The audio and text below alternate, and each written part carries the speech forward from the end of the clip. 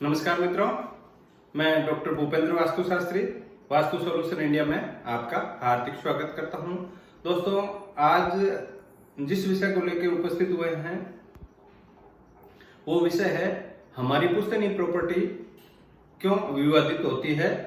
उस प्रॉपर्टी के पीछे ऐसा कौन सा कारण होता है वास्तु का जिसकी वजह से प्रॉपर्टी में डिस्प्यूट होता है। तो दोस्तों, शुरू करते हैं आज के विषय के साथ में ये ज्ञान गंगा वास्तु की, जो काफी लंबे समय से चली आ रही है और आपका साथ ऐसे ही मेरे साथ बना रहे, इसके लिए मैं आपसे मेरे YouTube channel vastu solution India को लाइक करने के लिए, सब्सक्राइब करने के लिए, शेयर करने के लिए हमेशा की बात ही एक बार फिर आग्रह करता हूं।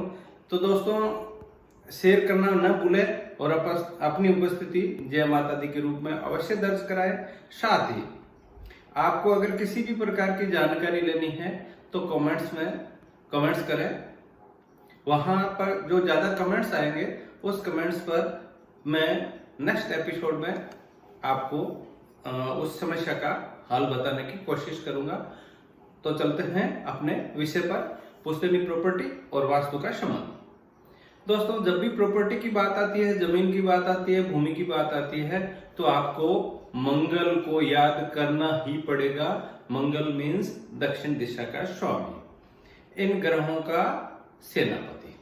अगर कहीं भी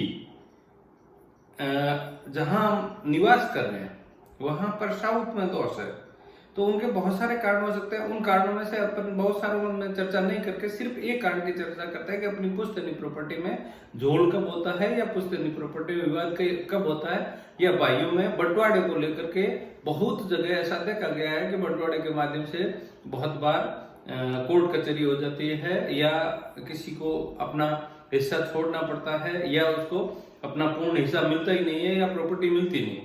उनके पीछे उसके ज्योतिषीय ग्रह अलग हो सकते हैं, पारिवारिक कारण अलग हो सकते हैं। यहाँ पर सिर्फ और सिर्फ वास्तु की चर्चा करते हैं। वास्तु में अगर आप जहां वास कर रहे हैं उस जगह पर अगर दक्षिण दिशा में दोष है तो आपकी पुश्तैनी प्रॉपर्टी जो जहां पर आप वास नहीं कर रहे हैं, पुश्तैनी प्रॉपर्टी में बहुत बार ऐसा होता है कि व्यक्ति की बहुत सारी प्रॉपर्टीज होती है, खेत खलिहान होते हैं, अलग अलग निवास होता है। तो यहाँ पर जो वास की बात चल रही है, जहां आपका घर होता है वहां से को रिलेटेड होती है आपकी अन्य जमीन।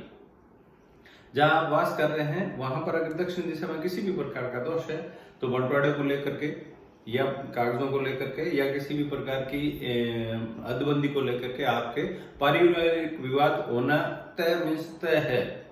इसके साथ ही दोस्तों, बंटवारा हो जाता है। बहुत बार बंटवारा होने के बाद कोर्ट कचहरी हो जाती है। कभी बहनें उस पर लिटिगेशन लगा देती है जमीन पे, कभी भाई उस पर फिर से कोर्ट में चले जाते हैं। तो ऐसी स्थिति में दक्षिण दिशा दूषित थी ही थी, उसके साथ में अटैचमेंट हुआ वायव्य का और उत्तर दिशा का।